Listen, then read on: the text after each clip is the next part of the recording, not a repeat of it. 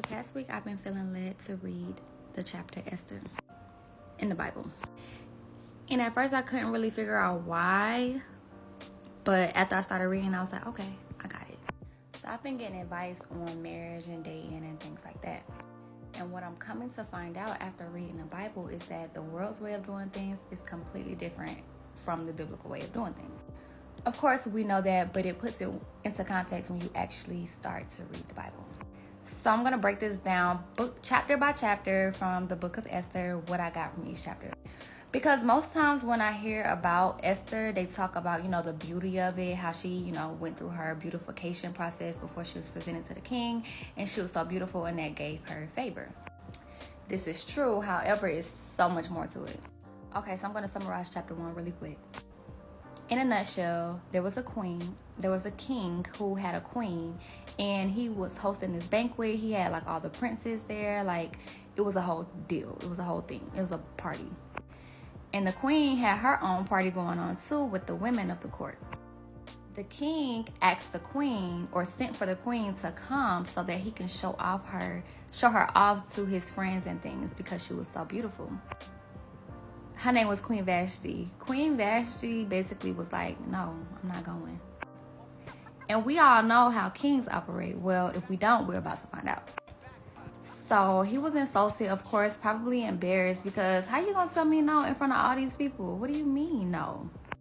So the king felt disrespected, and he got with his friends or the chamberlains and the princes of the court and was like, y'all, what should I do about this? So his friends was like, you need to cut her off, because if she did that, that's going to give all the other women rights to feel like they can disrespect us and just do what they want to.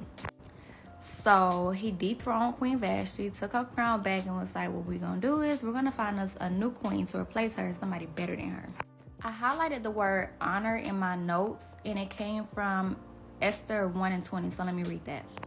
I read from the KJV version when I'm studying the Bible. So what it says is, and when the king's decree which he shall make shall be published throughout all his empire, for it is great, all the wives shall give to their husbands honor, both to great and small. So honor in the concordance means price, value, preciousness, splendor, esteem, wealth, costliness, dignity.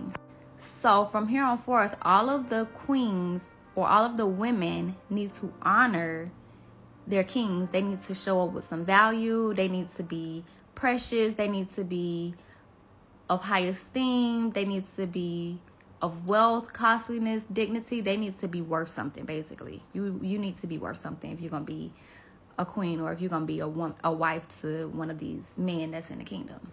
So men of high value and men of high standards and in these high places in the courts, they want their women to honor them. They want to be honored by their woman. They don't want their women to be angry or bitter or disrespectful or contempt with them.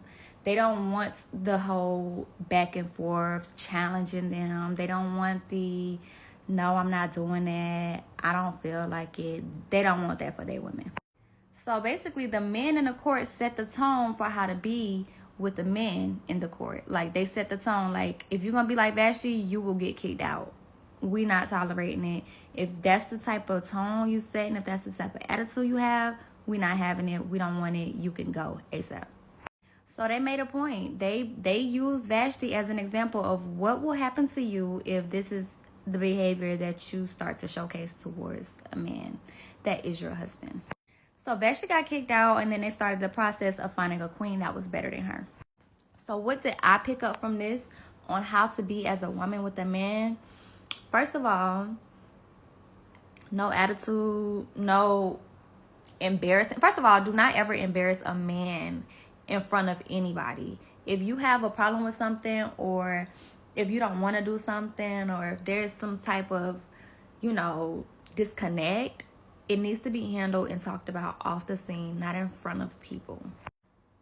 Also, if you're dealing with a man of high standards, then he's going to want his woman to operate with him a certain type of way. He's not going to tolerate disrespect. He wants you to do what he says, not in a controlling type of way, but in a, respect your man type of way. And it's not to say that women can't have a voice, because I'm sure that wasn't the problem. The problem was she did this in front of, it was like a big deal. She did this in front of a big crowd. It was embarrassing and it was disrespectful. And it was basically wrong place, wrong time. So as a woman, know the timing, know the place, like know when you can and can't, or when you should or shouldn't voice certain things. So yeah, y'all, that's what I got from chapter 1. And I'm going to talk about what I got from chapter 2 in the next video.